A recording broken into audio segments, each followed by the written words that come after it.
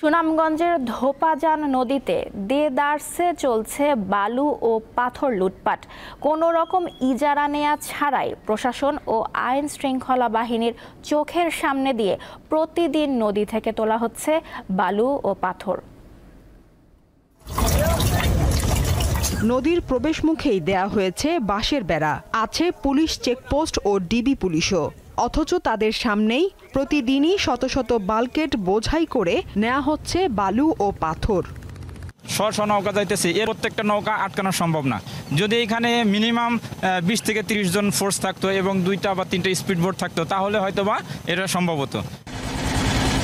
তবে স্থানীয়দের অভিযোগ, প্রশাসনের যোগসাজশেই চলছে এই হরিলুট। ডেজার নদী দুপাজান চলতি নদীতে যে হামলা হয়েছিল, কোটি কোটি বালু লয়ে গেছে আপনার ওই যে আপনার দুপাজান চলতি নদীতে অবৈধভাবে ব্যবসা করে রাত্রে।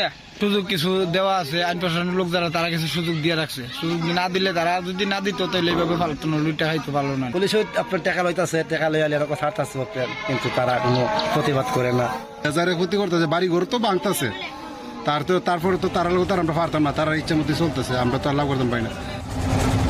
এই নদীর উৎস মুখে গিয়ে দেখা যায় আরো ভয়াবহ চিত্র। হাজার হাজার নৌকা দিয়ে লুট করা হচ্ছে বালু ও পাথর। ড্রেজার মেশিন বসিয়ে কাটা হচ্ছে নদীর পার।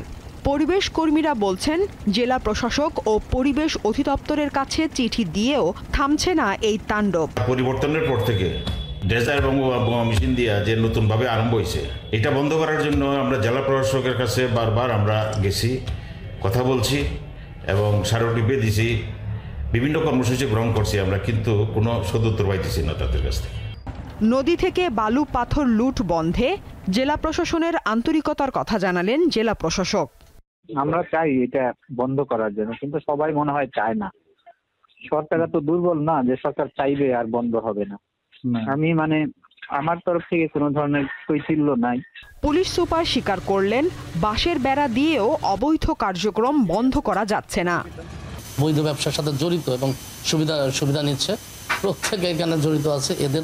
এদেরকে যেন দ্রুত আইনের আওতায় এনে দ্রুত যেন আমরা বন্ধ করতে পারি। আমাদের অভিযান অব্যাহত থাকবে। নদীতে বালু পাথর লুট বন্ধে সরকারের কার্যকরী পদক্ষেপ নেয়ার দাবি এলাকাবাসীর। দীপ্ত, বার্তা কক্ষ।